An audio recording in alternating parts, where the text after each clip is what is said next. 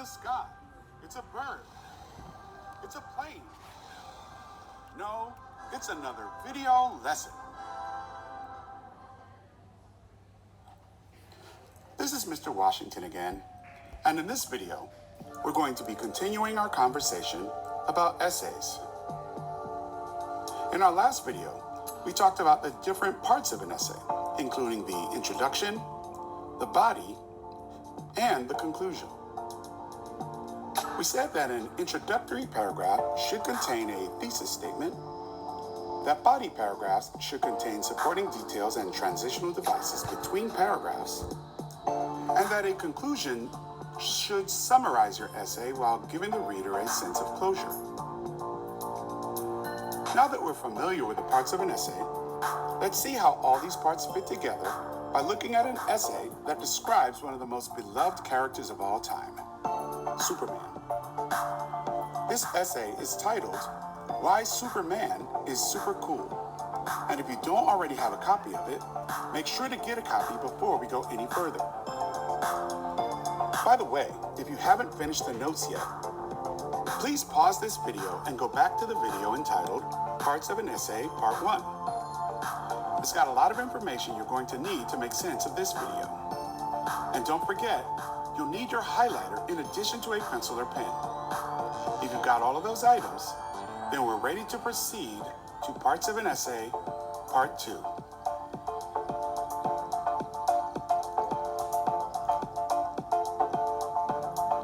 In our last video, we said that the first part of an essay is called the introduction.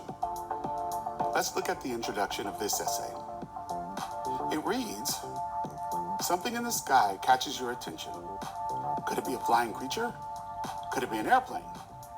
No, it's the coolest superhero around, Superman. Superman is so cool because he is strong, he helps people in danger, and he can fly.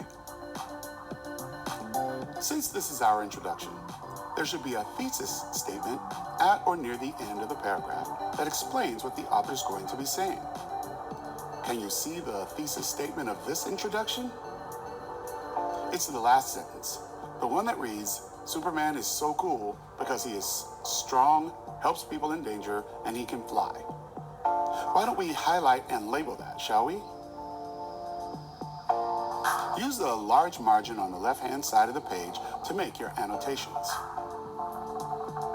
One of the things you'll notice about this thesis statement is that the author gives us 3 reasons why Superman is so cool. The reasons are, he is strong, he helps people in danger, and he can fly. The writer is basically telling us exactly what points he or she will be making in the body of the essay.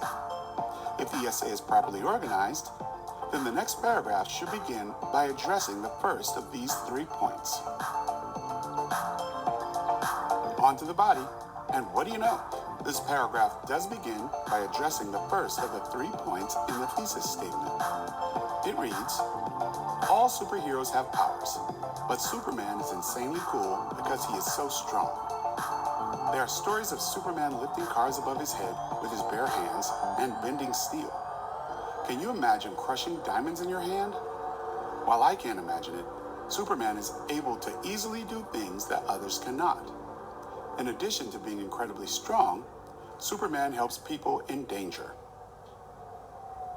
This paragraph begins with a good topic sentence that talks directly about what was said in our thesis statement, specifically the fact that Superman is so strong. Let's highlight and label the topic sentence of this paragraph. The writer then proceeds to support the topic sentence by giving reasons why Superman's strength makes him so cool, like lifting cars and crushing diamonds in his hand. You'll also notice that the last sentence of the paragraph, in addition to being incredibly strong, Superman helps people in danger, sets up the point that's going to be discussed in the second body paragraph, namely the fact that Superman helps people in danger.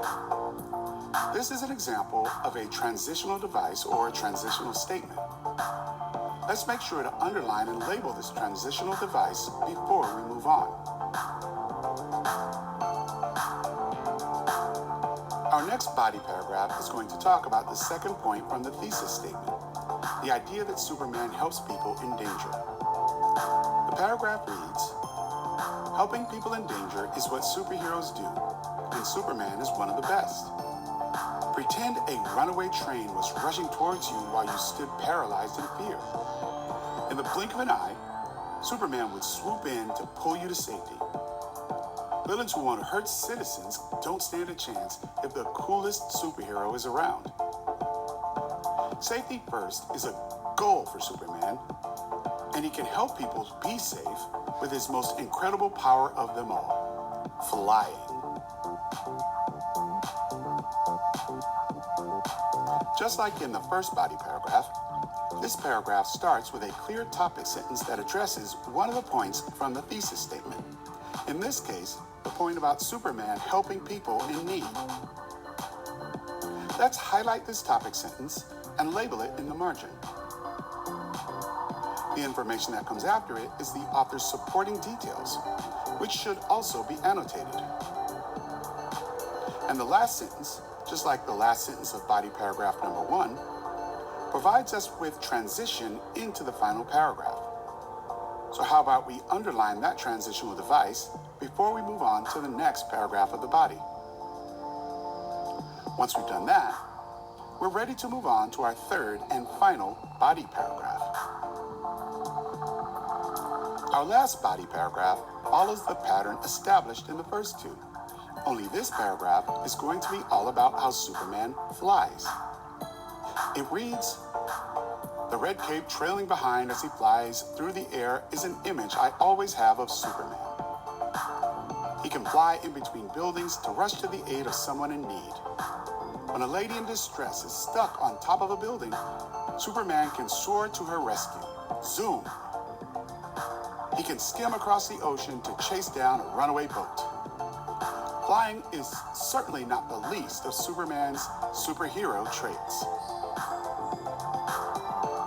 Right away, we should see that the first sentence is a topic sentence about how Superman flies, and that it sets up the rest of the paragraph. So we'll want to highlight and label it. We'll also want to label our supporting details, which are all the sentences that further explain it. Now you'll notice that the last sentence of the paragraph doesn't really have a transitional device. That's because we've finished making our argument by stating all the main points listed in our thesis statement, so there's nothing to transition to. The writer instead wraps up by making one last point about Superman's ability to fly. These three body paragraphs go hand in hand, and the transitional devices between them are the glue that holds them together. Of course, no essay is complete without a conclusion, and this author's conclusion does exactly what it's supposed to do. It reads, "Having incredible strength, the desire to help people in danger, and the ability to fly makes Superman a very cool superhero. Some may say that there are other superheroes who are better. They could have awesome powers as well. However, there are none that can compare to Superman.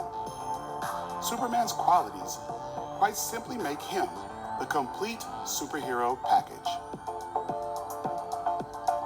The writer starts this paragraph with a sentence that is similar to, but not exactly the same as the thesis statement. It summarizes the points that have been made throughout the essay: that Superman is strong, that he helps people, and that he can fly. The writer also takes us in a slightly different direction by acknowledging the idea that superheroes may be good, but Superman is simply better. This gives us the feeling that the essay is now over, and the writer is reflecting on the argument that the essay just made. The author is essentially saying the same thing that's been said all along, but using completely different language so it doesn't sound repetitive. This is an example of a good concluding paragraph. Speaking of conclusions, that concludes our video lesson on the different parts of an essay.